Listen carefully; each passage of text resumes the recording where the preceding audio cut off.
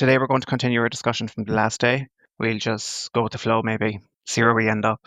Let's call it inspired chatting. So, who wants to start? Let's talk about probably one of the biggest buzzwords, which is like, I know on most of our episodes, we're like, oh, God, universe, source, Jesus, Buddha, whatever you believe in. It may sound like we say it lightly, but we don't really mean it lightly. I think our intention is to be inclusive to whatever's important to you as a listener, because I think that your belief is the most important part of your spiritual journey. And I don't have any judgment on what your belief, cosmic consciousness, source, universe, God is to you. And so we use that phrase or throw out those words, not flippantly, but just to put them in the category of buzzwords. And different buzzwords resonate with different people. And so we just kind of wanted to talk about that in this episode. Equally, we all have our own buzzword between the three of us on what is important to us. And honestly, like, I don't really know what mine is. I believe in God. I believe in source. I believe in universe. And it's all real to me because I feel it's the oneness. So the label for me doesn't matter. It doesn't mean that just because a label for you as a listener matters, that it's any different. I think that's sort of what we want to get across. Anyone have any thoughts on that or can better eloquently describe it? I do this in coaching all the time. Like, it's irrelevant, right? If someone wants to speak about God, then we'll use God. But you'll get a lot of younger people that, for one reason or another, do not want to use that word because of all the, let's say, relationship to organized religion, and they've no intention of going near religion. So they want to separate themselves from that. And then instead of using God, they might say source or universe or whatever word they like. And actually, if I'm speaking to people and I know what their preference is, I'll use their preference. It makes no difference to me. And then, like, when we're speaking here on the podcast and we don't know what the preference of the listener is, I just think it's a nice catch-all then to say God, universe, source, whatever you want to call it, right? Because it just tells people that whatever they call it, that's perfectly fine. There's Yeah. no rules. And I'll tell you a story, actually, briefly, about quantum entanglement, just so you know why it's all one. So quantum mechanics is basically a theory that tries to describe physical matter. That's everything you see, and light. And years ago, two scientists, Albert Einstein and Niels Bohr, used to have like public disputes where they were trying to figure out this quantum entanglement and quantum mechanics. So in short, anyway, they both had a different argument for how things work.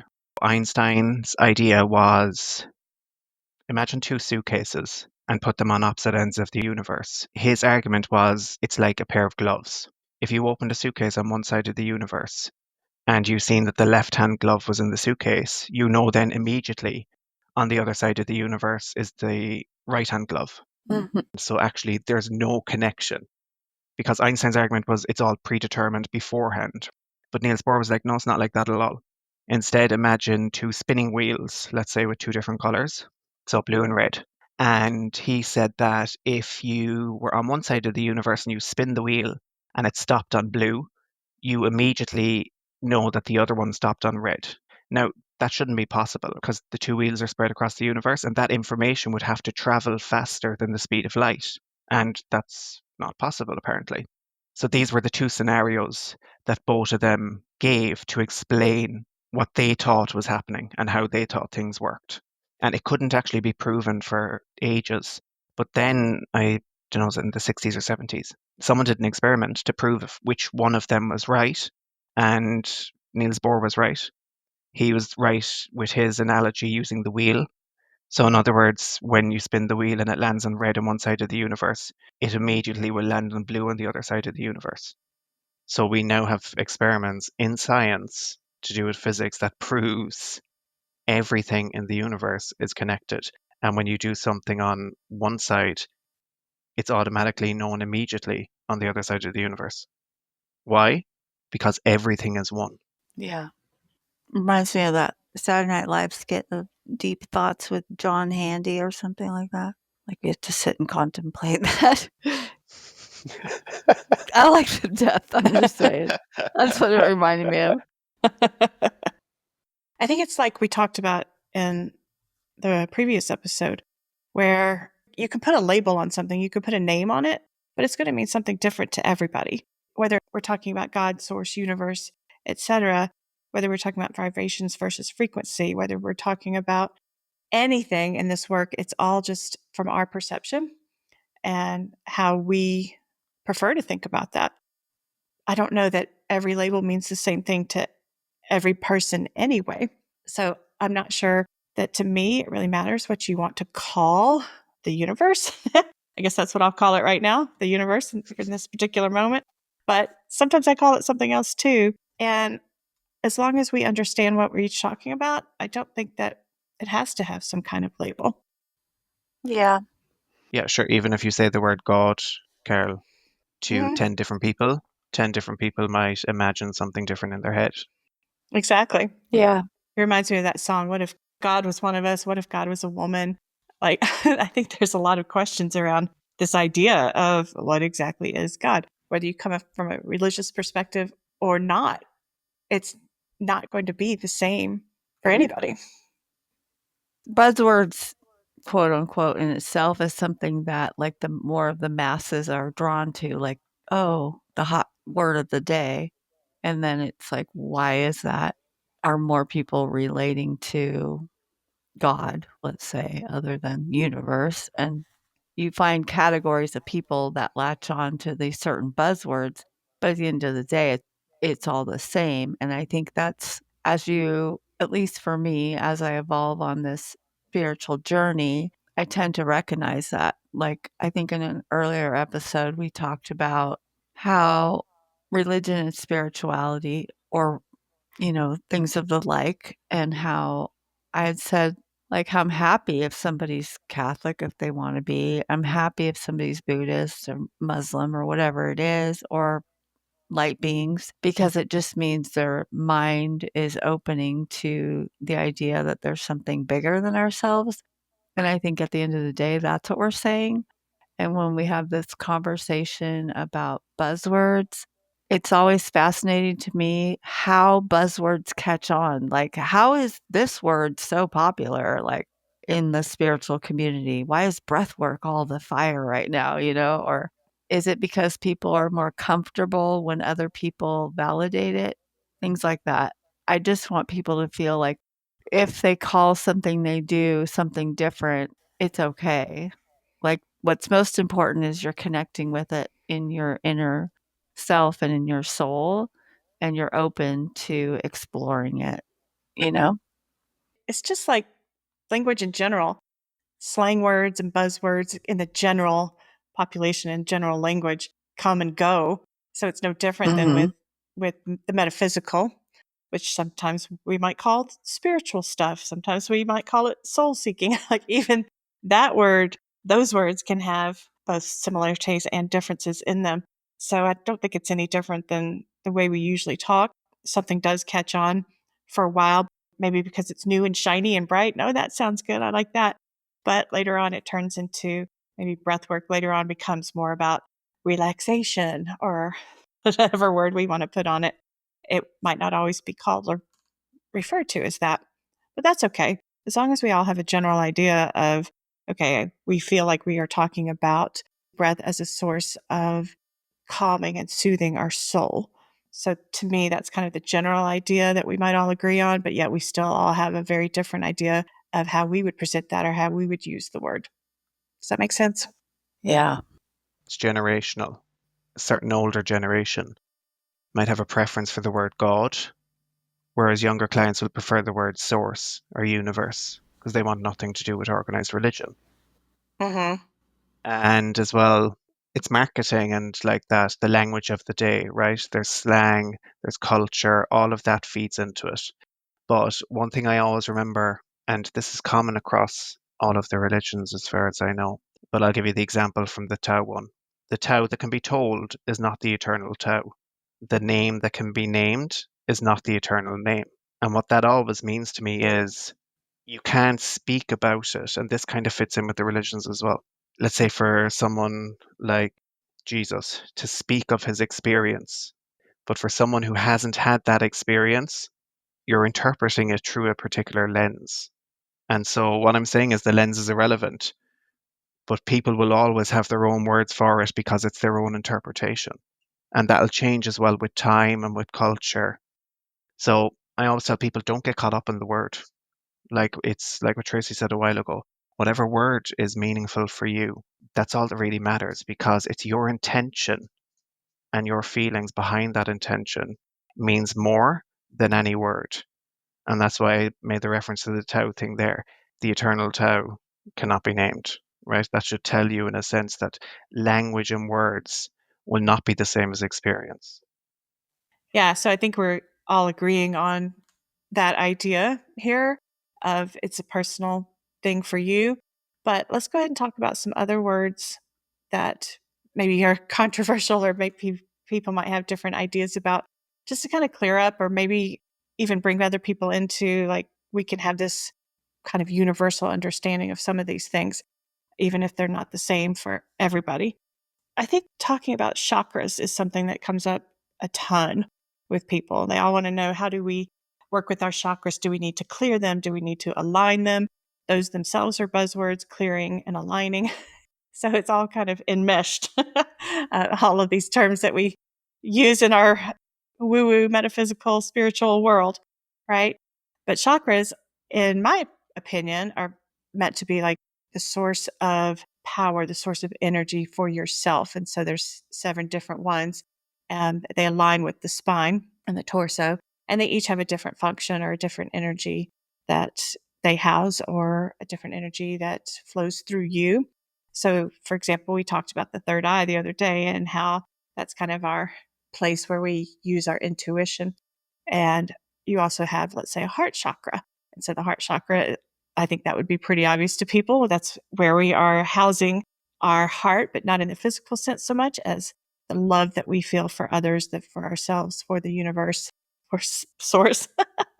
Just trying to use all of our words here. And everybody kind of sees it differently. And it's like, what is the purpose of those? What is the function? What do they mean? And how do they affect me personally? So, what's your understanding of chakras?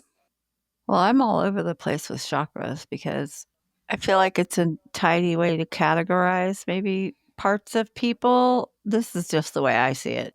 But I don't really think it needs to be labeled chakras or anything else. I always think all the energy and the power and the belief comes from something bigger than ourselves anyway. So I see chakras as a label, which helps people focus in on certain areas of their body, maybe just for like direction to focus. But I don't really see it as like I need to clear them or I need to like I don't. That's just not for me. But it doesn't mean it's not true for somebody else. I don't know if that's what you were asking, but Yeah, just whatever it means to you. yeah. The other thing I was thinking about chakras is, sometimes on these like life maps I do for people, it does like, I feel like everybody has a different strength in whatever part of them is stronger. Like some people get gut feelings. I don't think everybody's intuition is a gut feeling. Some comes from other places on other people, depending on who they are as a person. I just think everybody's so individual, again, like we've already talked about, that they're going to frame it or navigate their way through life in different ways. And I see that on my life map. Some people maybe have a stronger willpower, so they be more, maybe more heart centered, and most of their stuff, at least their perceiving, comes from their heart. Whereas some people are just driven to physically do, and create. And maybe that's more of a root chakra thing, but I don't label it as like the chakras you have to clear and the colors and all of that, but that's just for me. I just see everybody as having different ways of processing and perceiving. And so to me, I don't give chakras too much attention. Like if someone says the word, that diagram, where they are positioned on the human body, flashes in my head. But I don't necessarily follow anything that a particular person has said. And like I don't do things where I'm like clearing my chakras or anything like that. So maybe I'll just say a few interesting points that come to mind regarding chakras. I do think the body has like physical things within us. Let's say in the place of where those chakras are. So, for example, the pineal gland is in the middle of the brain, in the middle of the head, and there we have the third eye. The throat chakra, and that's on the throat, obviously, but we've a voice box there. That's why I always tell people your word is so powerful. Never speak negatively about yourself or anyone else for that matter or anything, because words have power. Another thing I find interesting is the heart chakra is where the heart is, and it's in the middle. And there are three chakras above it and three below it. I feel that the three above are tied to spirit. So imagine the power of our word, our third eye, in other words, the spiritual senses, and then the crown chakra. And I always imagine that's where we're being supported from spirit, energy coming through the crown chakra. And then below the heart chakra, we have three more, which to me feel more human. And what's interesting about that is the first one below the heart chakra is called the solar plexus. And I often feel that God, source, universe is more like a sun. And then all of the rays that come off the sun are like individual expressions of consciousness. As far as I know, there is a bundle of nerves where that solar plexus as well is. And people will often say about your gut feeling, right? Your second brain. And where is that? But down there by the solar plexus, which is our inner sun, which is representative of the source from which we came.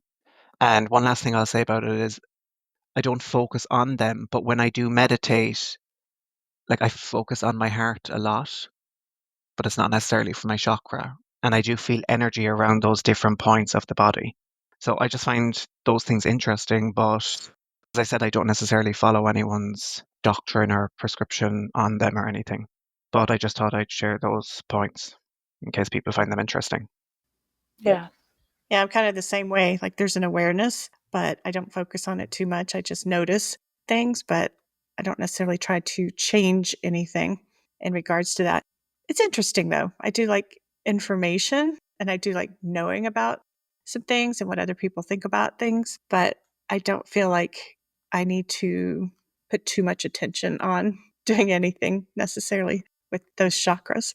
And we might be in a minority here too. Plenty of people do want to focus on that. I don't see anything wrong with that either. To each his own. Yeah. I have a friend that's into healing and is all over chakras. It's just, as I'm saying, it's just by preference. I could be all over chakras myself in 10 Mhm. years, and if that's the case, then so be it. Mhm. We always don't know what we don't know, so it's always like, oh, you can get curious about it. And if it feels right for you in the moment to explore it more, I think that's cool. Whatever the buzzword is at the moment, is relevant to your journey. And I love information and details about all things, so I like to kind of read all the little things and see what they're about. But I more and more come to the same conclusion that it's all just a different approach, but it's the same thing, just the way I'm Mhm. perceiving it in the moment or the person is perceiving it in the moment. And I think there's value to buzzwords as much as like this episode is about buzzwords and all the hot words and what do they mean and do you have to subscribe to them fully. I think there's value to that because people feel more comfortable maybe if other people have heard of it or they want to know more, and people are always wanting to have the new magic answer to things, it seems. So there's nothing wrong with buzzwords, whether it's chakras or deja vu or clearings or anything. It's all a curiosity. Which is maybe why we call it rabbit holing, like Alice in Wonderland. Things were curiouser and curiouser. Yeah. Yep. It's all related. The truth is always more exciting than you think. Yeah. So that's why I kind of keep exploring everything as well, because it's no limits and then it's always exciting, right? Discovering new stuff, even discovering things where one group will call it one thing. And then the same thing by another group will be called an entirely different thing. And it's like you're standing there saying, that's the same bloody thing. But Yeah. people are adamant about their label. Yeah. And, more power to them. Like, it makes no difference to me. Which is funny because we kind of started talking about God and what that label means. And every religion has a name for their God or gods. But aren't we saying it's all the same thing? We're all talking about this universal source, but everybody wants to put a different name on it. They all want to speak about their path, Mm-hmm. right? Their path to heaven, their path to God, their path to their soul enlightenment, like whatever it is. And I'm just not interested in any of those paths because, as far as I'm concerned, the only path anyone should be considering is their own path. Mm-hmm. Yeah. Yeah. Well, and also everybody wants to think they're on the right path, that they have found that and discovered this is the one, this is the right thing for me, whether it's through a group religion or just individually. We want to feel comfortable with that path that we're on. But all of those religions, the deep truths will tell you that the path will not be found through an external source. It's natural for us to want to follow, right? To get instruction. Someone leads the way for us. But yet, in all of the religions I've looked at, they all point to the same thing. And all of the souls that have transcended, found nirvana, whatever you want to call it, they didn't take advice from anybody else. They went and found their own path. And then they came back and said, this is what it's about, but find your own path. And then for some reason, the religions were obsessed with their path or their interpretation of a particular path. Right. So again, it's even the buzzword thing. Like, you don't have to get caught up on the dogma of any particular narrative. And as long as you're open to exploring it yourself, well, then that's the right path. That's the path for you. And follow that and full confidence as you go. So let's explore that kind of buzzword, the enlightenment or the nirvana. Are they the same? Are they different? Like, what are we talking about when we say our goal down a path? Anthony's making faces at me. It's like stuff. I'm just all over consciousness at the moment. And I was like, no, I can't be talking because I have too many thoughts rambling around in my head with and I was like, you know. Isn't that the point? It was like I'd end up waffling, and I was like, that'll be a bloody nightmare to edit or publish. Well, I'll just jump in 2 seconds because I'm after putting my foot in that one now by saying the word nirvana and everything, right? It's just like, because it's the Buddhist religion. You follow the Buddha and his teachings, and you'll reach nirvana, right? A state of enlightenment. If you're in Christianity, they're on about Jesus being your savior and reaching an eternal place. By the way, if you think about that properly, what could be more boring than simply passing from this existence and going to another one and then being in that state for eternity? It makes no sense. That's actually, as a teenager, I was like, that makes no sense. What? I'm static forever. I was like, that's a disaster. So I was like, that's basically what killed the idea of heaven for me. And so, if we want to say the enlightenment thing, to me, it's just having a greater understanding than you currently have with the human mind, right? So, if you want to call that reaching nirvana, being enlightened, being awake, it doesn't matter. And there's all different levels as well. I remember growing up thinking that there was just this point to reach, okay? And that's an illusion. There's not this sudden point to reach. It's like, all right, so look, I'll just waffle. Waffle away. I was like, what am I? Consciousness. And what is the purpose of consciousness but to continue evolving, expanding, new experiences?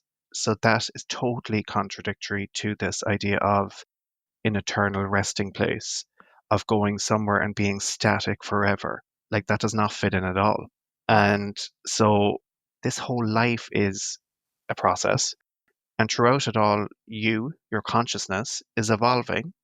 And so even when we chat about this and we explore different topics, and like, to me, that is consciousness in action, being curious about its experience, its reality, learning, not being closed down to it, but saying, what's that?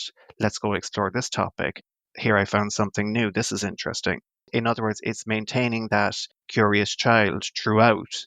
And what's the end result? The consciousness just keeps on growing. it keeps on learning, it keeps on evolving. And so I have bad news for anyone that thinks there is an eternal resting place for when we're done here, as that consciousness will not be static. But that's okay.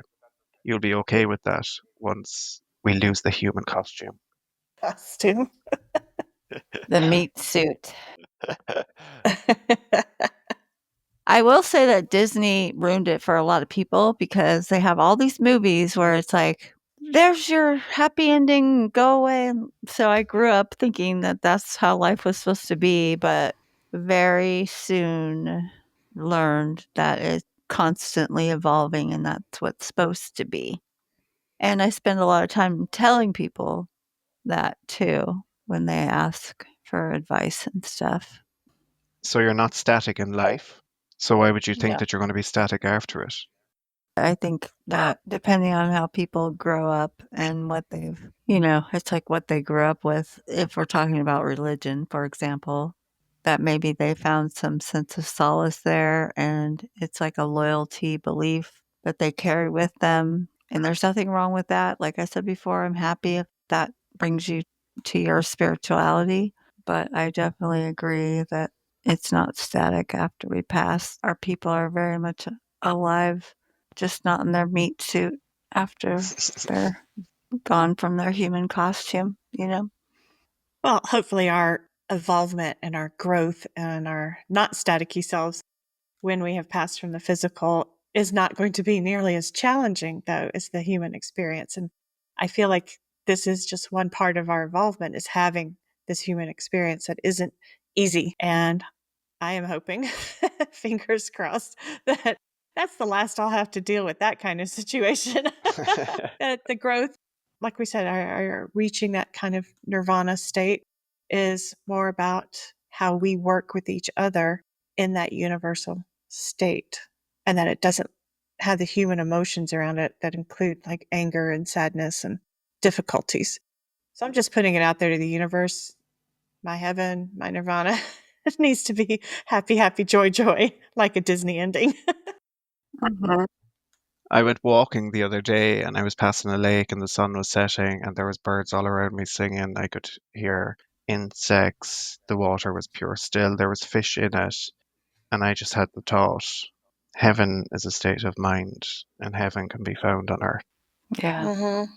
And like it was so peaceful and like beautiful to look at that Mm-hmm.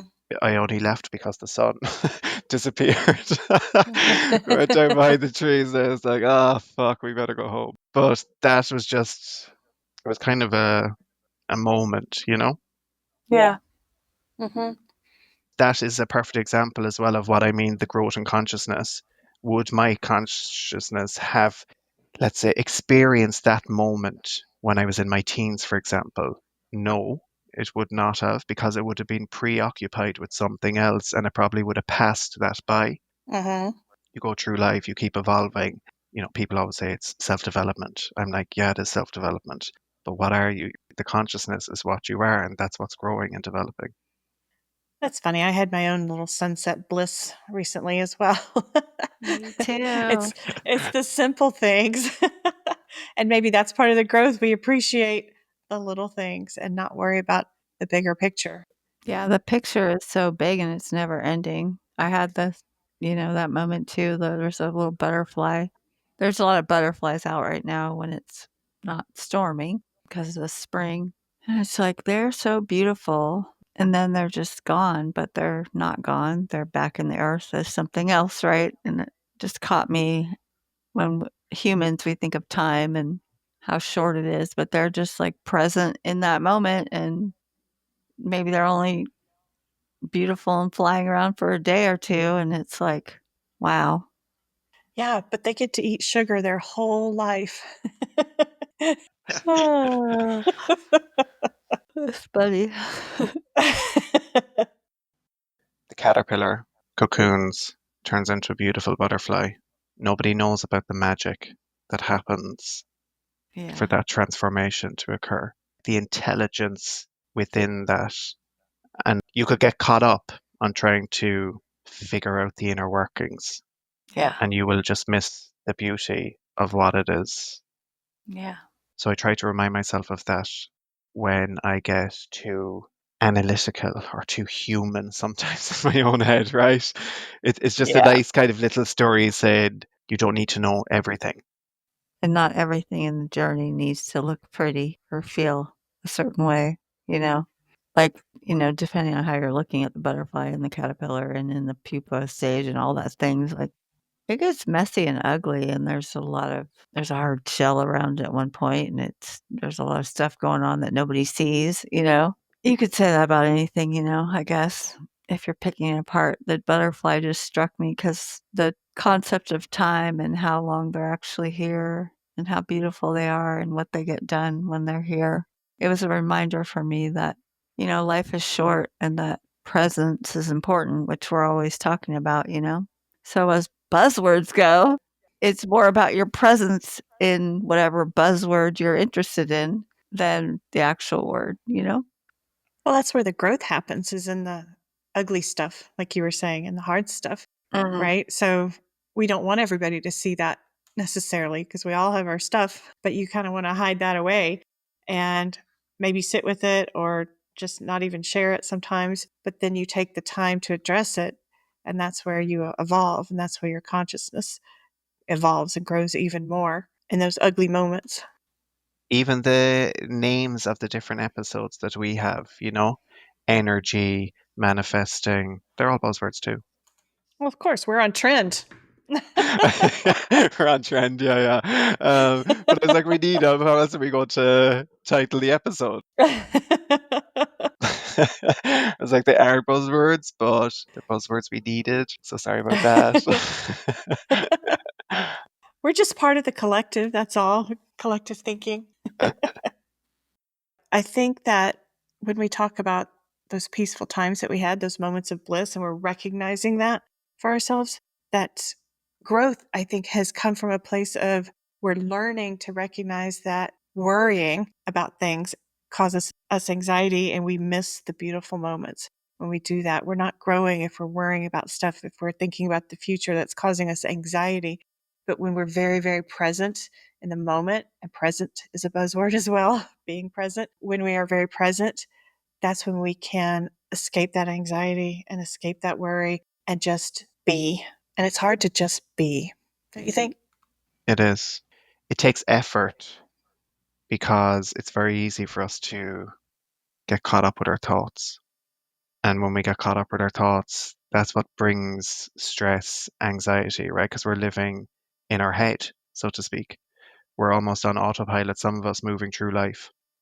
We're living in our head, but we're existing in the world. That's what I meant earlier on by consciousness evolving, seeing that moment and let's say stopping to capture that moment is a state. And if I was too in my head, I would not have been in the state to experience that moment. Mm-hmm. In other words, I had to be present. So it's like there's beauty in the presence and also there's so much freedom. Because if you're present, you're not worried about the past or the future. There's so much freedom, but it just takes a lot of effort at the start, but it will get less and less the more and more you commit to that. And maybe that's what nirvana is. Yeah, that's what I said. Heaven, nirvana, Yeah. I'm like, is a Yeah. state of mind, right? Yeah, exactly. I always tell people like, please do not go through life worrying, stressing, and like waiting to reach some eternal place because you have it within yourself to bring that into your reality now. Mm-hmm.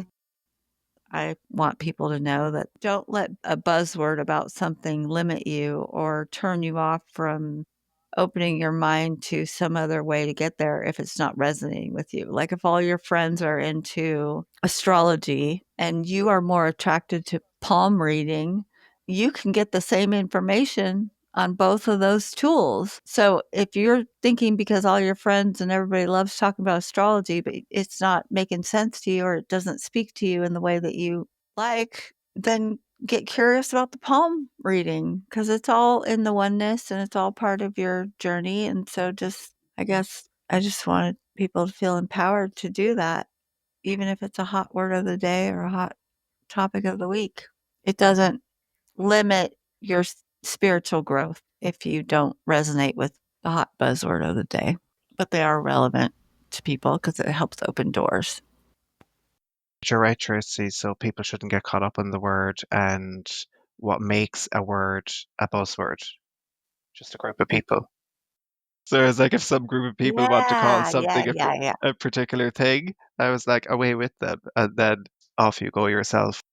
And the other note I'll say as well as, and you might even hear words on our episodes as well that are buzzwords or maybe not buzzwords, but that still shouldn't limit you because, as we always say, if you just hear something you don't understand, Google it.